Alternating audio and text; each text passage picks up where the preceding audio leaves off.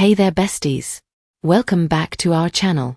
Today, we're continuing our recap of the manhwa, Leave Happily with My Ex's Uncle. If you're new to this series, check the description below for links to previous episodes. Lastly, don't forget to hit that like button and subscribe if you enjoy the video. It really helps our channel grow. Thanks for tuning in. Let's get started. In the Murray residence, the atmosphere was thick with tension. Evelyn clenched her fists, frustration clear in her eyes. A bunch of idiots. Evelyn muttered under her breath, her mind racing as she tried to figure out how to manage the situation. Sylvia doesn't have evidence at all. She's just bluffing. Her father, Mr. Murray, turned to Vivi with a stern expression. Vivi, did you hit someone or not? Vivi shook her head firmly. No. My father doesn't trust me anymore because of Evelyn's instigation, Vivi thought, feeling a pang of hurt. Okay, then leave it to me, Mr. Murray said, standing protectively in front of her and grabbing her hand, a gesture that caused her to pause in disbelief. He turned his gaze toward the visitors in his home. My daughter said she didn't hit anybody. Get out of my house right now or I'll call the police, he shouted. Dad, Vivi muttered, her voice soft but moved by his support. One of the thugs scoffed. What? Call the police. You better wise up, Mr. Murray, the leader of the thugs warned, a smile playing on his lips. We're trying to settle this with minimal consequences. If this goes to trial, your daughter could end up in jail for years. Once it becomes a criminal case, we can't drop the charges even if we want to. The leader's tone was firm, confident. He glanced toward his men, who seemed well prepared with physical evidence and witnesses.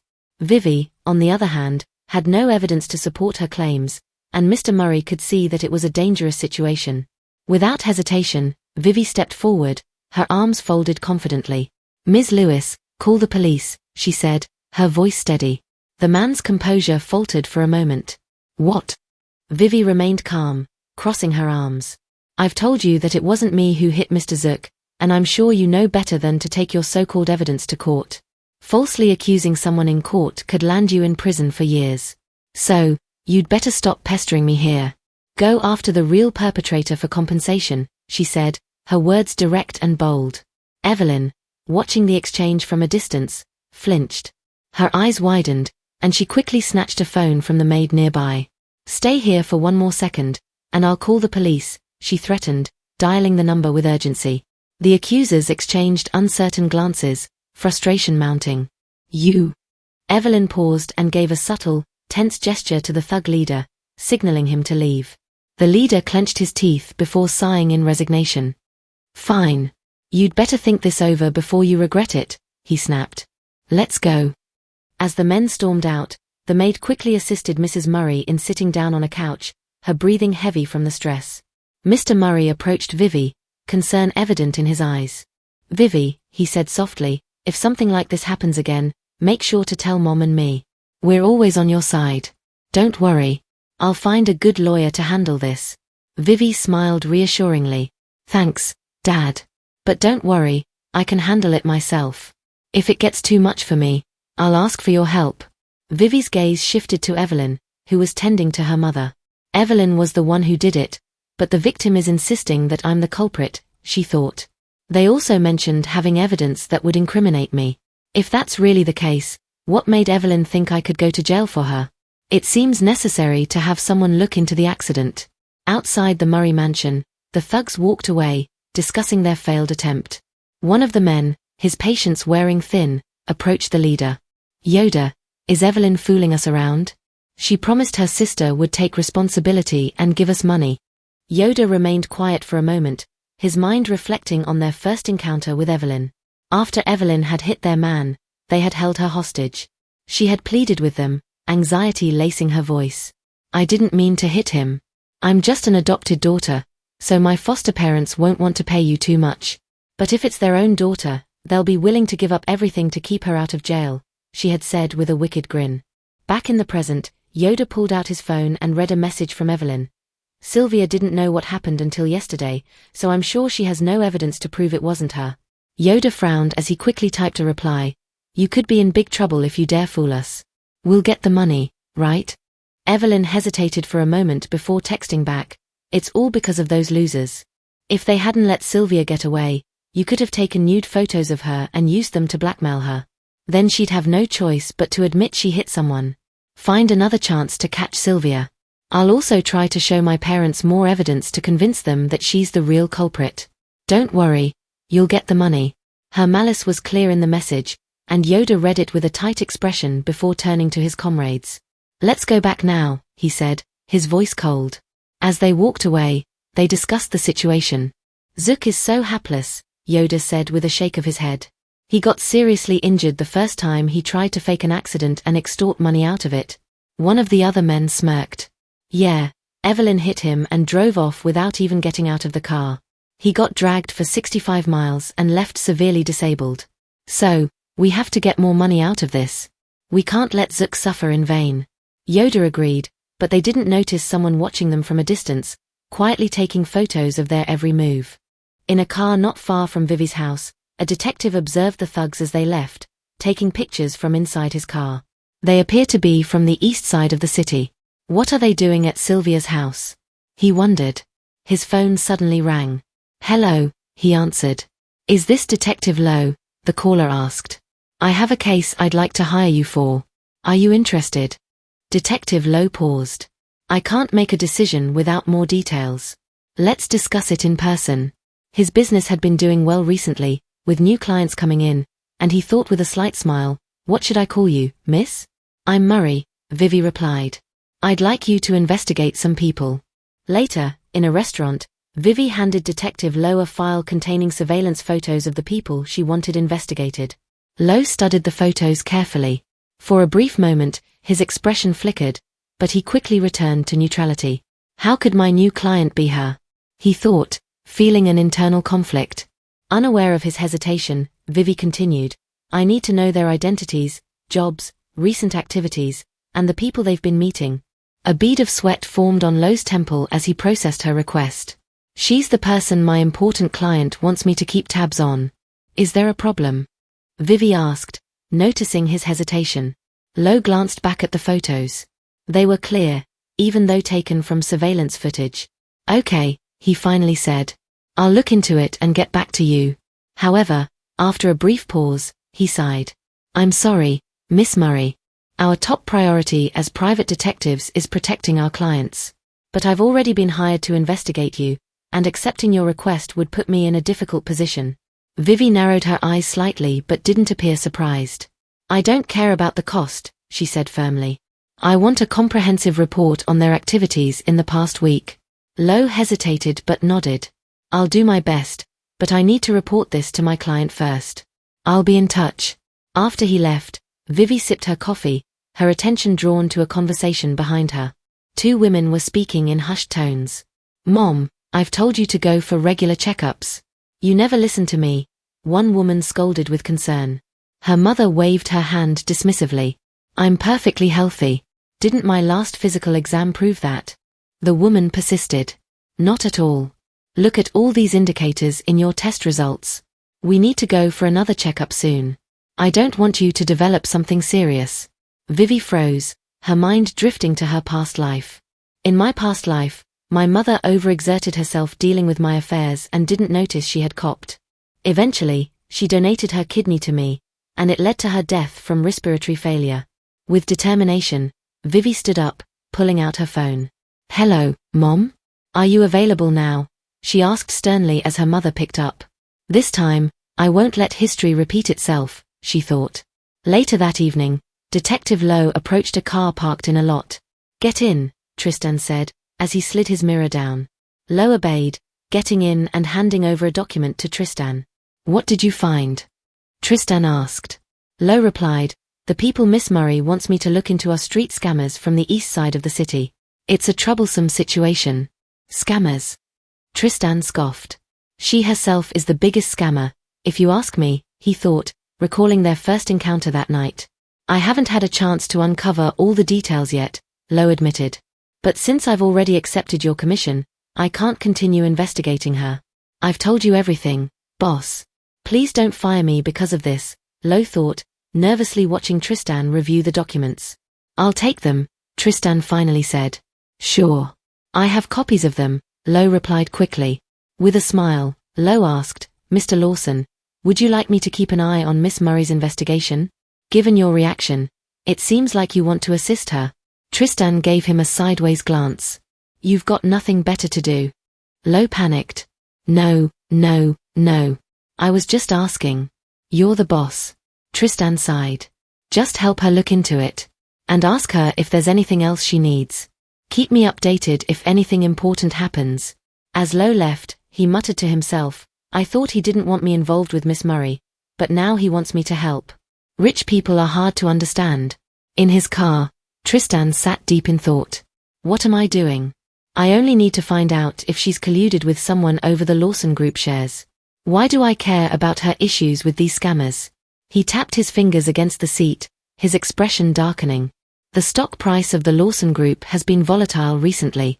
Why did she call off the engagement at such a time? Her shares are like a ticking time bomb. His thoughts solidified into a decision. I helped with the scammer issue to learn her true intentions for calling off the engagement. All of this is for the Lawson family's sake. The sterile scent of antiseptics filled the hospital room as the doctor adjusted his glasses and looked at Vivi and her mother with a calm yet firm expression. Fortunately, it was discovered early, the doctor reassured them. COPD is a chronic disease, and if not treated early, it can significantly impact both quality of life and lifespan. Vivi's mother felt a pang of worry. Is it really that serious? She asked, her voice tense. Does my mother need to be hospitalized? Vivi asked, concern clearly visible. The doctor shook his head. It's not that serious for now. I'll prescribe some medication. Just make sure she takes it on time and in the correct dosage, and she must come in for regular follow-ups. Relief washed over them, but the lingering fear remained. At least it's not too late, Vivi thought. Her mother smiled gently, reaching for Vivi's hand. Vivi, thank you for insisting that I come to the hospital. I didn't think my coughing was anything serious. You're such a good daughter. Not like mine. She just plays around all day, the doctor added with a smile. Yes, Vivi is really a good girl, Vivi's mother agreed. But Sylvia's heart twisted at the doctor's words as they left the office. I'm not a good kid. If I hadn't been so reckless in my past life, my parents wouldn't have suffered because of me. Tears welled up in her eyes, and before she knew it, they started falling. Vivi, why are you crying? Her mother asked, her concern deepening. I'm just afraid something bad will happen to you, Vivi choked out between sobs. Her mother cupped her face and smiled. The doctor said it's nothing serious, sweetheart. Don't worry. I'm fine. Vivi tried to dry her eyes, but the tears wouldn't stop. It's all my fault. I usually ignore you so much. There. Her mother stroked her hair gently. You're an adult now. Don't act like a spoiled child. Let's go home, and I'll make you your favorite dish, okay, she said, hugging Vivi. Vivi sniffled and nodded. Mom, take a break here. I'll go get your medicine, she said, drying her eyes before hurrying to the lift.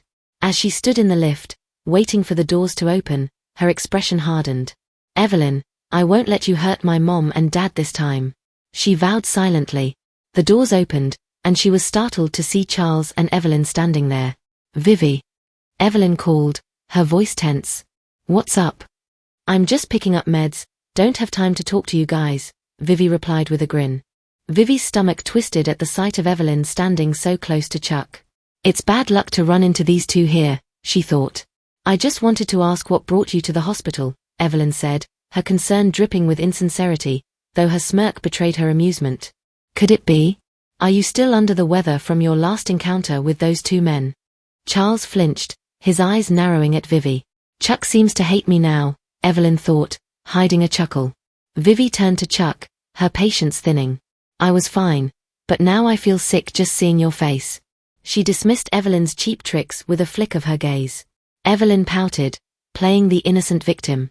Chuck, I'm just concerned about her. Why does she always do this to me? Chuck frowned, looking at Sylvia with a complicated expression. She looks like she's been crying, he thought. If you're not feeling well, see a doctor and take medicine. Crying won't help. What are you, a 3-year-old? He asked, folding his arms. Vivi's eyes sharpened. Stay out of my business. Focus on taking care of your beloved Eve. Chuck's expression darkened. How can you talk to me like that? By the way, why did you come to the hospital alone? Why didn't you call me? he demanded. Evelyn bit her lips, clenching her fists. Why does Chuck still only have eyes for that witch? She thought angrily. I hope she gets sick and dies soon. Mr. Lawson, we made this clear the night before last, didn't we? She said, causing him to recall her declining his engagement the previous night. He gritted his teeth in anger. Is he really so heartless? Sylvia. I still have the rings. As soon as you come back to me, I will forgive you for what you've done, he barked, but she didn't stop, walking away from them. Evelyn's breath hitched. What? Chuck gave her a ring. Evelyn stormed into the stairway, answering a call. What? Are you saying I fooled you? She shouted in frustration. Unbeknownst to her, Vivi was walking by and heard her voice. Evelyn? Wasn't she with Charles? Why is she hiding here, talking on the phone? Vivi wondered, peeking through the door to listen in on the conversation. Evelyn clenched her jaw, her words sharp. As soon as that witch mentioned calling the police, you all backed out. If I hadn't said that, I'd have been exposed by you. I gave you 2 chances, and you blew them both. Is that my fault? If you want to get paid, get rid of that witch, and I'll pay you. Vivi stood frozen, shocked by Evelyn's words. Calling the police? Is she talking about what happened yesterday? Does Evelyn have something to do with the men who harassed me? Vivi thought, feeling a knot in her stomach. Just then, Evelyn's phone buzzed again. Charles' name appeared on the screen. Evelyn sighed and quickly composed herself. I know. We're in this together. It wouldn't do me any good to back out now. Let's talk more about the next steps later. I've got another call coming in. Bye. She ended the call abruptly. She quickly answered Charles' call, changing her tone. Chuck, I just came out of the bathroom, she said as she walked out of the stairway. Huh? You saw my mom? Okay, I'll be right there. She hung up, unaware that Vivi was still hiding around the corner. Vivi came out from hiding and watched Evelyn walk away. 2 chances. One of those chances was when the men came to my house. The other, when she kidnapped me. Vivi muttered under her breath. Her face grew somber. I never did anything to hurt her, so why would she go out of her way to hurt me? Her grip tightened on the medication in her hand.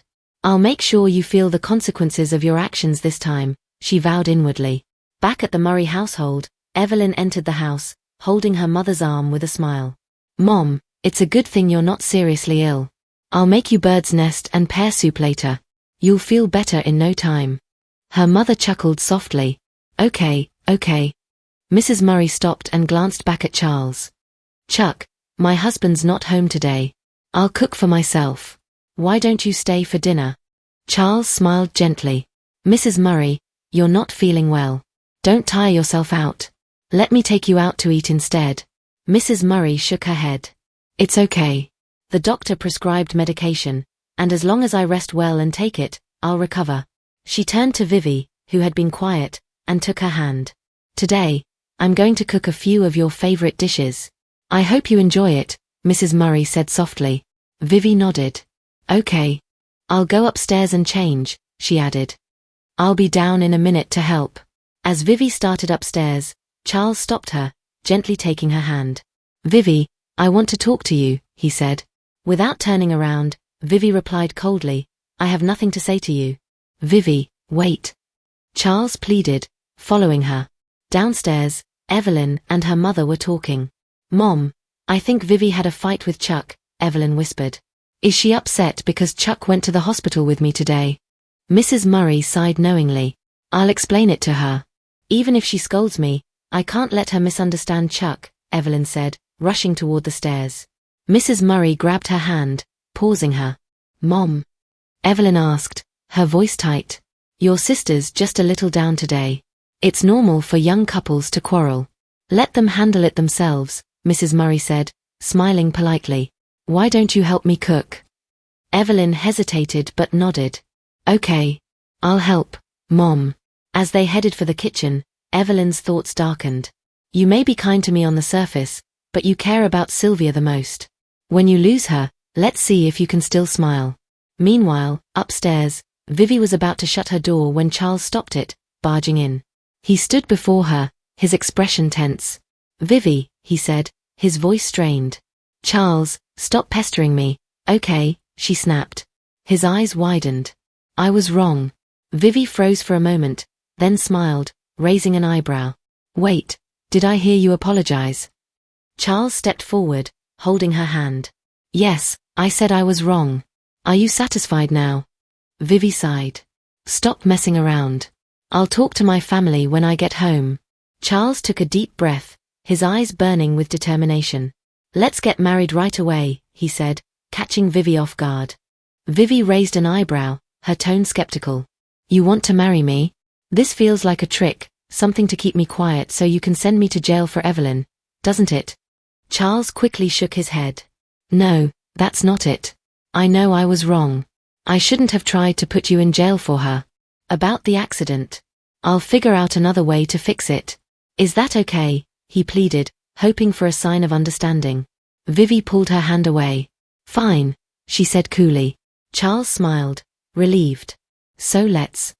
But Vivi cut him off, her voice firm. Charles, solving Evelyn's problems is your business, but it has nothing to do with our engagement. I'm annulling it. His eyes widened in shock. What did you say? I'm breaking off the engagement, she said, her tone hard. His fists clenched in frustration. You're really going through with this? Vivi let out a bitter laugh. Don't think for a second that I decided to break off our engagement because you tried to send me to jail for Evelyn. It's not about that. I just don't want anything to do with you anymore. Vivi. Charles's voice was quiet, filled with sadness. But as he stood there, a memory from the past hit him. He remembered Evelyn's report about Vivi being seen with a man at the hospital. Hugging him, kissing him, spending the night together. His anger flared. You're doing this for him, aren't you? He demanded, eyes dark with suspicion. Vivi refused to meet his gaze. Think what you want, she said, her voice flat. Charles grabbed her wrist. Have you slept with him? You spent the night with someone you barely know. How could you be so shameless? His voice was shaking with rage. Vivi's body went still, her hand tightening into a fist. Who I'm with is none of your business, she snapped. Charles leaned in, sneering. He's good in bed, isn't he? He mocked. I'm better than he is.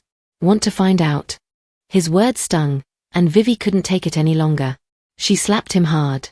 Since you've humiliated me like this, let's break off our engagement right now, she demanded, her voice cold. Charles rubbed his cheek, staring at her in disbelief. You can't wait to be with him, can you? Yeah. I'd rather be with anyone than you. Vivi shot back, her anger flaring. Get out. Charles stood there, trying to make sense of it. What makes he so special? Is he really worth giving up everything we've had for over 20 years? Is that charming? Vivi's face hardened. 20 years of our relationship. If only you could understand the pain you caused me. Maybe then you'd realize why I'm doing this, she thought, her teeth gritting in anger. Get out, she commanded, pushing him toward the door. At that moment, Evelyn rushed from outside, her hand resting on Charles's back. Vivi, how could you push Chuck? She asked, feigning concern, her eyes darting to Charles's face. Vivi's expression grew colder. What are you doing here? Evelyn acted innocent, her voice soft. I heard a noise upstairs and came to check. Looks like things got worse between you two. Chuck, your face. Evelyn exclaimed. Hold on, I'll get the medicine cabinet. Charles shook his head, his expression cold. Don't bother. You can go now, Eve. Your sister and I need to talk. I've said everything I needed to. Take your Evelyn and leave me alone, Vivi replied, slamming the door in their faces and quickly locking it behind her. Evelyn tugged at Charles's sleeve, trying to play the role of the concerned sister. Chuck, we should just give her some time. She'll calm down, but right now she's just angry. Why don't you rest downstairs? I'll get you an ice pack for your bruise, she offered, her voice sweet. Charles sighed. No need. Just tell your mother I'm leaving. I've got something to do, but I'll bring her a gift later to apologize. As he walked away, Evelyn smirked to herself. Sylvia, I couldn't be more pleased with what you did today. You'll regret pushing Chuck away. I'll make sure of it. As Charles entered the house, his mother immediately noticed his early return. Huh? What happened to dinner at Sylvia's house? Why are you back so soon? She asked, frowning. Charles sighed, rubbing his temple. I'm tired. I'll just go upstairs and rest. His mother's sharp eyes caught something. Wait, what happened to your face? She moved closer, her expression darkening as she spotted the red mark on his cheek. Did Sylvia slap you? Charles hesitated before exhaling a weary sigh. It's fine, Mom. Just leave it. She scoffed. She still wants to call off the engagement, doesn't she? That girl should feel honored to marry you. And now she's slapping you too. It's not her fault. Don't blame her, Charles muttered. His mother's eyes narrowed. You're defending a woman who just slapped you? How pathetic. And that family, how can you put up with them? Charles shook his head. It's too early to worry about that. Besides, Uncle Tristan is still in his prime. He won't give up control so easily. His mother's expression shifted. Wait, you said he seems to approve of you and Sylvia breaking off the engagement. He actually supports it. Suspicion laced her tone. Is Tristan encouraging Sylvia to end things? Could he be after her 10% stake? Charles stiffened. Are you saying Vivi is being manipulated by Uncle Tristan? But he only just returned to the country. I don't think they've even met before. Besides, he's not that kind of person. His mother scoffed. Not that kind of person. He's a murderer, Charles. He'll do anything for power. Her voice rose in anger. Don't forget how your father died. Charles clenched his jaw. We looked into it. There was no evidence linking him to Dad's death. She gave him a sharp look. Your father was his eldest brother. So tell me, when he died, why did Tristan take over the family business instead of you? Charles ran a hand through his hair, exhausted. I don't want to argue about this right now, Mom. I'm going upstairs. As he ascended the stairs, her voice followed him. You need to investigate this. Let's find out if Tristan and Sylvia are really working together. Alone in the sitting room, Juliana clenched her fists. Tristan, you snake. I will take back control of the Lawson Group. At the Murray's residence, Vivi's father gave her a stern look as she stepped out. Vivi, I understand arguments happen, but how could you slap Chuck? You should apologize, her mother urged. Evelyn, standing nearby, feigned concern. Chuck's face was swollen yesterday. I'm afraid he's really upset. He might not forgive you so easily, she added, though a smirk flickered at the corners of her lips. Vivi rolled her eyes. You'd love that, wouldn't you? Evelyn turned to their father with an innocent expression. Dad, look at her. Their father's tone was firm. Vivi, don't be sarcastic. If there's a problem, talk it out. Go apologize to Charles. Vivi took a deep breath and forced a smile. Fine. I'll talk to him. She stepped outside, her thoughts racing. I need to meet with the detective first. He might have something on Evelyn. Meanwhile, across town, Detective Lowe was running through the streets, glancing anxiously at his phone. I hate emotional clients, he muttered, redialing. Where are you? Don't do anything reckless just because your husband cheated. Pick up the phone. At a busy intersection, a woman stood staring at his messages, tears slipping down her face. The pedestrian light turned red. Detective Lowe's heart pounded as he ran, dialing another number. Miss Murray, I have an emergency. I might be late. That's fine. I just got here, Vivi replied, walking toward the bus stop. Then, a frantic voice rang out. Hey! Stop! The light's red. Vivi's eyes snapped to the woman stepping into the street, right into the path of an oncoming truck. Without thinking, Vivi bolted forward, grabbing her arm and yanking her back just as the truck swerved, narrowly missing them both. Are you crazy? Can't you see the red light? Vivi scolded, gripping the woman's shoulder. The woman trembled in her grasp, sobbing uncontrollably. Why did you save me? Just let me die. Was she trying to kill herself? Vivi wondered, her expression turning tense. Lowe pushed through the crowd at the bus stop, hurrying toward them. See? Cherish your life, okay? He called out. Seeing Vivi with his client made him freeze. Huh? It's you, he muttered. Later, at the park, Vivi sat beside the woman, offering quiet comfort. Lowe approached with 2 cups of coffee. Thank you for saving her, he said, handing her a cup. You two know each other? Vivi asked, concern lacing her voice. Lowe nodded. She's my client too. He knelt beside the woman, his voice calm but firm. That man isn't worth dying for. The woman wiped her eyes. We were married for 6 years. I gave him everything. Not only did he cheat on me, but he also asked for a divorce. Vivi listened quietly before speaking. Even if you die, he won't care. He'd probably be relieved. Is that really what you want? The woman clenched her fists, her grief shifting into anger. How could you possibly understand? When he had nothing, I defied my family and stayed by his side. We struggled together. He cried, swore he'd love me forever. Now that life is finally stable, he's leaving me for a younger woman. Sylvia, sitting nearby, sighed. I understand. Actually, I have a friend who went through the same thing. She and her husband weren't just lovers, they were childhood sweethearts. The woman looked at her curiously. They grew up together, and he still betrayed her. Yes, Sylvia continued. She was convinced he was the one. She made him meals, took care of him, even stood by him in the worst times. But he only cared about someone else. One day, he even asked her to take the fall for his mistress. And she agreed. The woman gasped. What a fool. Giving up everything for a man like that? Unbelievable. Sylvia gave a knowing smirk. You think she was foolish, but what about you? You were about to throw your life away for a cheating husband. Is that any smarter? The woman stiffened, then shook her head. I'd never go to jail for my husband's mistress. I'd fight back. Her voice grew steadier, edged with determination. What happened to your friend?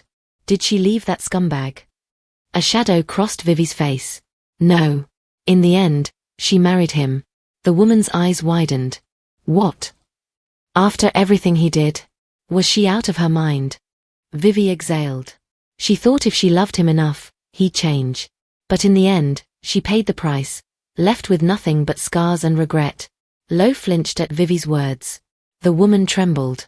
Did her childhood sweetheart really do all that? How could he be so cruel? Vivi's voice softened. It wasn't entirely his fault. But if she had kept her sanity, if she hadn't let her feelings blind her, things might have been different. The choices we make shape our lives. It's not too late for you to choose differently. The woman's gaze wavered. But Vivi gave a small smile.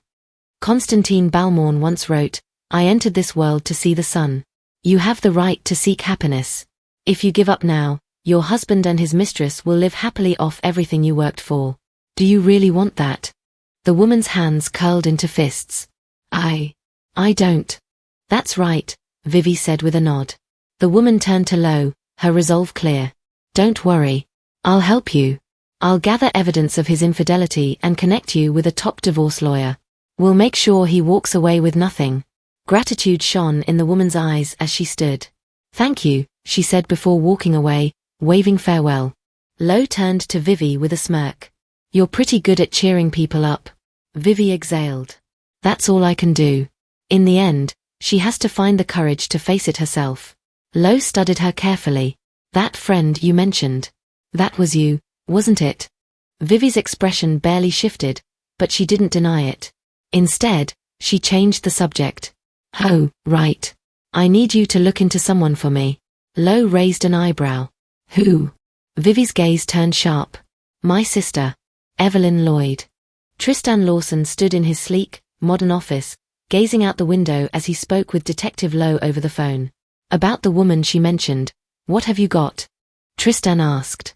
I've checked all her classmates and relatives. No leads so far, Lo replied. Judging by her tone, she must be someone close to her. Just then, Tristan's phone buzzed with a message from Vivi. She had made her decision. She was breaking off her engagement to Charles and wanted to talk soon. The next day, a knock on the office door. Mr. Lawson, Miss Murray is here, his secretary announced. Let her in. Tristan leaned back in his chair as Vivi stepped inside, her usual composure masking whatever turmoil lay beneath. They sat across from each other, tea set neatly on the table. Uncle Tristan, I need your help. He raised an eyebrow. And what exactly do you need my help with? She took a deep breath. I want your support in breaking off my engagement to Charles. Tristan studied her carefully. Have you thought this through? Yes, she answered without hesitation. He took a slow sip of tea. I see. Almost expected this. His fingers tapped lightly against the cup. Name your price. Vivi blinked, caught off guard. Her. Tristan leaned forward, his expression unreadable. I propose to buy all the properties under your name. She frowned slightly, confused. But I don't own any properties. What is he getting at? His gaze sharpened. 100 million. That's my offer. It was a test. The shares she possessed were worth far more. If she was breaking off the engagement because of them, she would reject his offer outright. He watched her closely. Vivi let out a tense laugh. Uncle Tristan, are you joking? 100 million? I'm afraid even if you wanted to buy me, that wouldn't be enough. The moment the words left her mouth, her face flushed. What nonsense am I saying? Tristan chuckled, clearly amused. Miss Murray, no need to be so modest. Perhaps you're worth more than that. Before Vivi could respond, his assistant entered. Mr. Lawson, Mr. Charles insists on seeing you. The door burst open. Vivi. Charles stormed in, eyes blazing with frustration. Stop making a scene and come with me. He reached for her arm. Tristan remained seated, unbothered. Chuck, I'm in the middle of a discussion with Miss Murray. Charles let out a short laugh, his gaze shifting to Tristan. Sorry, Uncle Tristan, but don't interfere. I can handle my relationship with Vivi. Vivi, let's go. He grabbed her arm, pulling her up. Vivi recoiled. Don't touch me. I don't want to see you. She steadied herself, taking a deep breath. Since you're here, let's settle this. I'm calling off our engagement. Your uncle can be our witness. Charles' jaw tightened as he gripped her wrist. Sylvia Murray, behave yourself. It hurts. Let go. She winced. Tristan moved, grabbing Charles' wrist and stepping between them. Charles froze. The weight of his uncle's authority pressed down on him. You should behave yourself, Tristan said, his tone calm but firm. Is this how you treat Miss Murray on a normal day? Charles clenched his teeth. You don't understand our relationship. I may not, but your attitude is telling. And now, I see why Miss Murray wants to break things off. Charles' hands curled into fists. I will never agree to this engagement ending. Oh? And why is that? Tristan asked. Because I love her, Charles declared, rubbing the back of his neck. Vivi scoffed, cradling her sore arm. You love me? After everything you've done to me? Her voice was laced with disdain. Charles, your love makes me sick. Charles clenched his fists, frustration evident. I was only harsh because you cheated on me. Vivi's jaw tightened as she recalled their last encounter, his cruel accusations echoing in her mind. Have you already slept with that guy? You spent the night in the hospital with a man you just met. Shame on you. Her patience snapped. If that's really what you think, then let's settle this now. Call off the engagement. Charles stepped closer, lowering his voice. I can forgive your unfaithfulness, and I'll reflect on my mistakes. Just stop making a scene. Vivi let out a cold laugh. Do I need to appreciate your so-called tolerance? I don't care what you think. I just hope I never have to see you again. Charles' expression darkened. Sylvia, you've gone too far. Are you really leaving me for that bastard from the hospital? At the mention of the hospital, Tristan, who had been silently observing, furrowed his brows. Hospital, he echoed. Charles shot him a sharp look. She's insisting on breaking off the engagement because of the man who stayed with her in the hospital. Tristan's mind turned. The hospital, that day? His gaze shifted to Vivi, waiting for an explanation. She remained silent. Finally, Tristan spoke. That bastard in the hospital was me. Charles stiffened. What? Tristan's tone remained calm but firm. I ran into Miss Murray on my way to your house. She had been robbed, so I took her to the hospital. I stayed in a nearby hotel that night. Charles' anger faltered. I heard from Eve. Vivi didn't wait for more. She picked up her bag and turned to Tristan. Uncle Tristan, I'll count on you to handle this. I'm leaving. Vivi, Charles called after her. Tristan exhaled and turned to Charles. I'll speak to your mother. Charles ran a hand through his hair, frustration evident. I misunderstood her. But why didn't she explain yesterday? Vivi's voice was unwavering. Because I don't want to waste my time. With that, she slammed the door behind her, leaving Charles frozen in place. His jaw clenched. Uncle Tristan, do you really intend to separate me from Vivi? Tristan met his gaze steadily. She despises you now. You can't force someone to stay. Charles' hands curled into fists. Why aren't you on my side? Tristan's voice was even. I'm doing what's best for you. You keep flirting with both Murray sisters. That won't end well. Let Miss Murray go, and you'll be free to be with Evelyn openly. Charles flinched. I don't love Evelyn. She saved my life when I was young.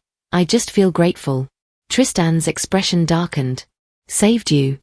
He studied Charles carefully. Do you remember the fire? When you were a child, your home caught fire, and you were trapped inside. You nearly died. Charles nodded slowly. Yes. Eve saved me. Tristan exhaled. No. It was Vivi who risked her life to pull you out, not her sister. Charles froze. What? That's not possible. It was Eve. Tristan's voice remained firm. I was there. I saw it with my own eyes. Charles' mind reeled. It was Vivi. Tristan nodded. You need to reflect on yourself. You hurt a girl who once risked everything for you. Charles staggered slightly, the weight of his mistakes pressing down on him. Memories of his past arguments with Vivi flooded back, now seen in a different light. As Tristan turned away, Charles remained rooted in place, his expression twisting with realization. I get it now, he muttered under his breath. Vivi still loves me. A glint flickered in his eyes, something dark and possessive. She only pushed me toward Evelyn because she was jealous. His mind twisted the situation to fit his desires. This is all Evelyn's fault. She lied to me. His hands clenched into fists. If I get rid of Evelyn, Vivi will come back to me. As Vivi left the company's building, her eyes downcast, clearly upset. Sylvia, stop being sad. You've known it already. The guy you ever loved is self-centered and arrogant, she though, trying to console herself. Vivi wiped her eyes, nodding silently. Her thoughts were filled with the bitterness of her past. Suddenly, her phone buzzed, and she glanced at it, seeing the name Tristan flash on the screen. She sighed and reluctantly answered. Miss Murray, Tristan's voice came through the receiver. About our former topic. You haven't given me a confirmed answer. Huh? What topic? Vivi's voice cracked with confusion. 100 million, Tristan replied, his tone firm and businesslike. Vivi's heart skipped a beat.